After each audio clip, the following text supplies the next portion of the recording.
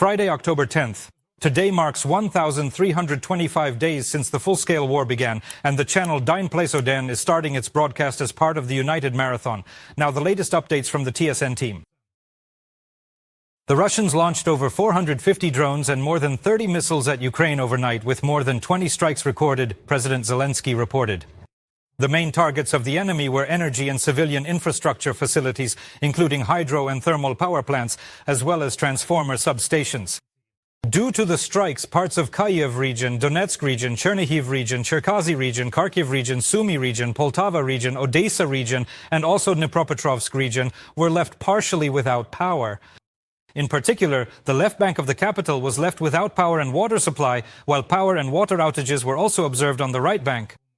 In total, more than 270,000 customers in Kyiv were left without power. In several regions, particularly in the Kyiv region, emergency power outage schedules had to be urgently implemented in the capital. Some metro stations were not operating, and there were also problems with surface transport, which led to a transportation and passenger collapse in the city. Later, traffic was fully restored. Ukrzaliznytsia also reported train delays due to the shelling. For example, the Kyiv-Sumy train was on the road for more than 15 hours instead of the usual 5. Residential buildings in Donetsk region, as well as in Kyiv, Zaporizhzhia, Kherson, Dnipro, Kaniv and Kharkiv, also came under Russian attack. There are dead and wounded. 12 people were injured, 8 of whom are in the hospital. These are the consequences of last night's Russian attack, specifically on Kyiv. In addition to infrastructure facilities, buildings and cars were damaged in several districts of the capital. Our correspondent for TSN, Olena Loskin, will tell you more about the aftermath of this loud night. Rescuers are extinguishing the fire and leading sleepy people out of their smoke-filled homes. Explosions shook the capital throughout the entire night. This time, Kyiv became one of the main targets of the enemy. The Russians launched drones and missiles one after another. Fragments of the downed metal were found in several districts. The blast wave blew out windows in buildings, with Pechursk suffering the most. Energy facilities came under heavy shelling. Some parts of the city were plunged into darkness. Along with the lights, the water also disappeared. The situation was worst on the left bank of Kyiv.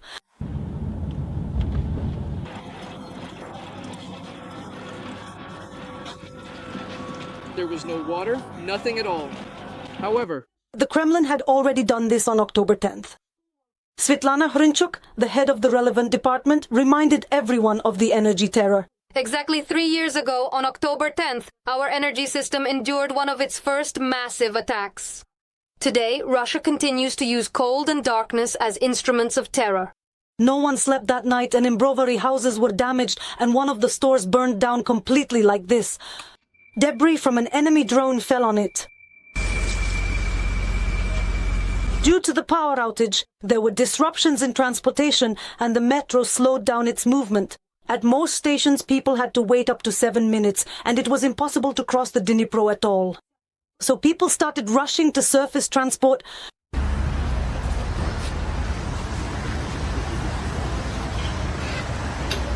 can't get to work either because nothing is running, but all the buses are supposed to be here. Trams and trolleybuses also stopped in some places. So they were replaced by buses. This type of transport was also used to reinforce several other routes that are the most crowded. We are also paying special attention to the left bank. We are further strengthening the routes. We reinforce those that go over the Payton Bridge. We have also reopened Kharkivska metro station. Now you can use the metro there. A little later, the metro authorities announced that they managed to restore the work at Zamkova station. Train service on the Green Line has resumed as usual, from Saryat station to Chervony Khutir station. On these 3 metro lines, trains are running as usual. Power engineers are restoring electricity. And right now, work is also ongoing in other affected regions. Of course, the enemy was waiting for the start of the heating season. Just as it was in 2022, all necessary measures are being taken, both in terms of possible technical actions at the facilities that were actually hit, and in terms of temporary circuit connections in order to restore electricity for the population as quickly as possible. Water supply is also being restored in the capital, and they say they plan to finish by the end of the day. On the left bank, water supply has been restored. Water may still be unavailable in high-rise buildings that rely on water pump systems. If these heating stations are without power, the pumps accordingly do not work. Therefore, water can only reach residents up to the 5th floor.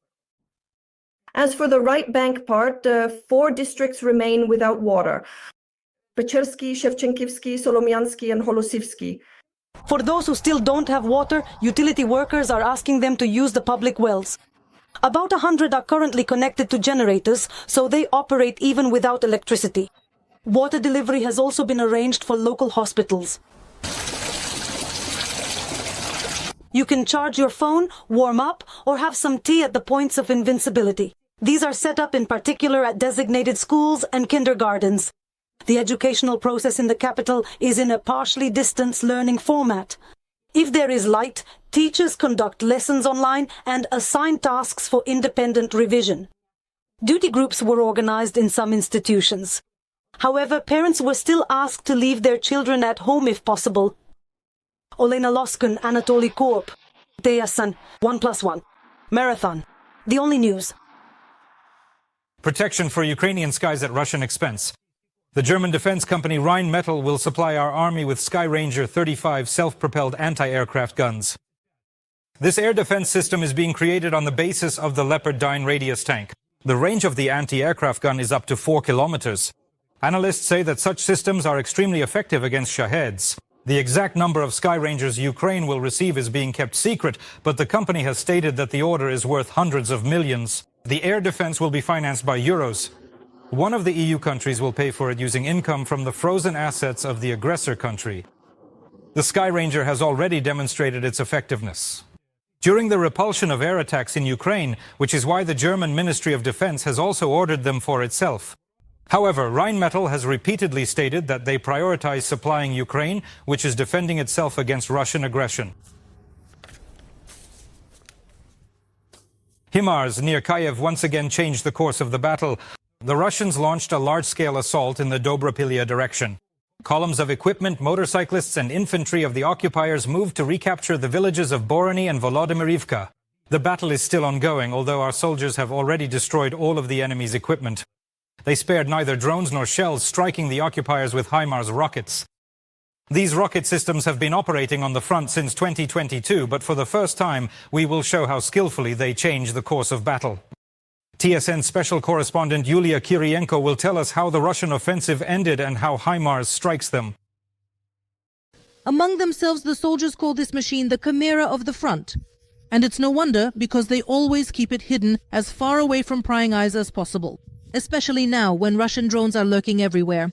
This is HIMARS, a multiple launch rocket system. And right now, it is about to change the course of the Russian offensive. The HIMARS crew, which consists of 3 soldiers, has been up since 4 in the morning because a massive Russian assault is underway.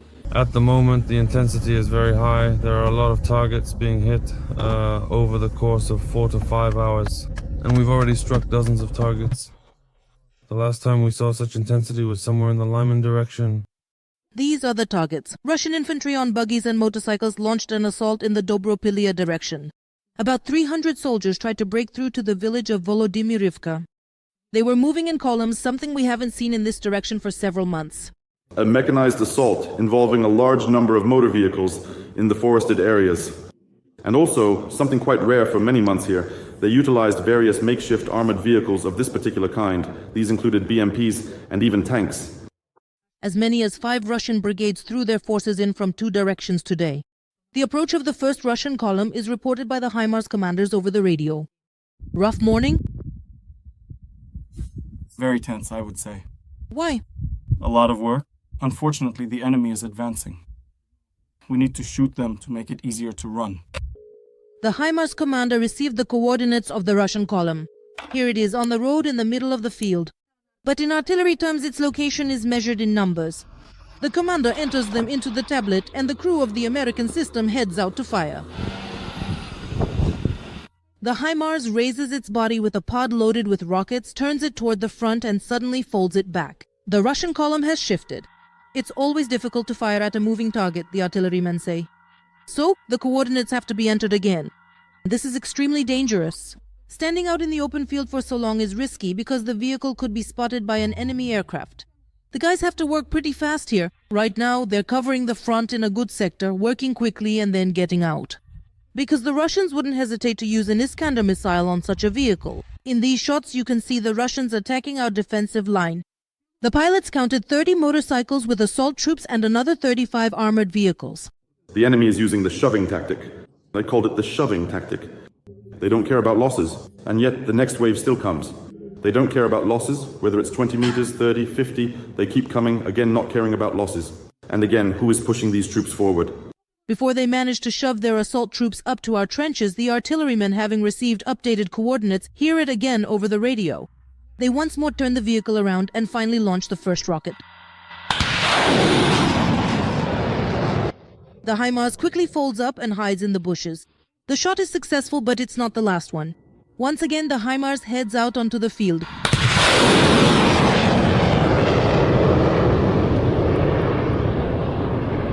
Now they need to escape as quickly as possible, and ideally without being noticed. The HIMARS and the commander's vehicle quickly drive away, but not to rest, it's to reload again. At this moment, the initiative to destroy Russian vehicles is taken over by FPV drones of the 82nd Air Assault Brigade. Here's one flying right up to the already damaged armored vehicle with a red star. The occupiers' markings haven't changed for the 4th year of the war. And this very symbol makes for a good target, the paratroopers say. Tanks and APCs were advancing on my battalion. BMWs were coming, BMW APCs. The APCs were very good, but that didn't stop us from destroying them. There were also IFVs from the 82nd and motorized vehicles on motorcycles. The battle isn't over. HIMARS will sweep across the Donetsk steppe again, back to the positions. Today the guys are working so intensely because the Russians are advancing in the Dobropillia direction that Oleg barely has time to reload. They've already launched more than a dozen rockets and then head out to work again, and we're going with them. And everything has to be done very quickly. But today, luckily, the weather is on our side. It's cloudy, so we hope we won't be as visible to Russian drones. The vehicle parks in the field and sets up the launcher. Getting ready for action takes only a few minutes, and the operator in the cabin presses the launch button again. Our paratroopers and artillerymen repelled the mechanized assault of the occupiers until late in the evening. The front line fought confidently because they felt the support of heavy artillery. We can see, and even the enemy can tell, when foreign weapons are working just behind the clouds, the MLRS is firing. There were many hits on infantry, many hits on equipment, and that had quite an effect. After dozens of Russian armored vehicles and motorcycles were burned, some of the enemy infantry managed to scatter into the bushes. But as night falls, night hunters, drones, come out to destroy them. But even despite such an onslaught, they failed to break through our line of defense. Yulia Kirien, Alexander Shian, Oleg Mostovi, TSN, 1+1. Marathon, Unified News. The long-awaited ceasefire in the Middle East. After 2 years of active hostilities, Israel and Hamas have finally reached an agreement, although shelling is still ongoing in the Palestinian region. The ceasefire is officially set to begin tomorrow morning. The agreement provides for the return of all 48 Israeli hostages who have been held in the Gaza Strip for 2 years. In return, the Israeli side must release 250 Palestinian prisoners, as well as 1,700 Gaza residents who were detained after the October 7, 2023 terrorist attack. Tel Aviv will also gradually withdraw its troops from the Gaza Strip and allow 400 trucks with humanitarian aid into Palestine. At the core of the peace agreements is the plan of the U.S. president himself. Donald Trump stated that several Muslim countries will take on the task of rebuilding the Gaza Strip. According to UN estimates, almost 80% of homes in the region have been destroyed, and the Palestinian side reports more than 67,000 deaths. Almost 80% of people in Ukraine are experiencing chronic stress due to constant shelling and other criminal actions by the Russians. These figures were provided by First Lady Olena Zelenska. On World Mental Health Day, she met with students from the Faculty of Psychology and the Military Institute of Kyiv Shevchenko University, future specialists and their instructors. Among other things, they discussed changes to the training program, which is being adapted to current realities. They also talked about the quality and accessibility, which are the main goals of the nationwide mental health program, TIAC, initiated by the First Lady. As part of the program, a new format called Peer-to-Peer has been launched, supported by the Ministry of Veterans Affairs, and the first graduates of this direction shared their impressions of the training. Today, more than ever, it's fitting to ask, how are you all doing after last night? Really, these are the kinds of World Mental Health Days when we all end up thinking about it anyway, because today has been tough for everyone. I want to congratulate you all for holding on, and I hope we continue to do so. The peer-to-peer project is an integral and crucial part of a comprehensive program meticulously designed to thoroughly prepare individuals with extensive combat experience to effectively become highly skilled and empathetic first contact specialists, but they are also fully equipped with the necessary and vital knowledge required.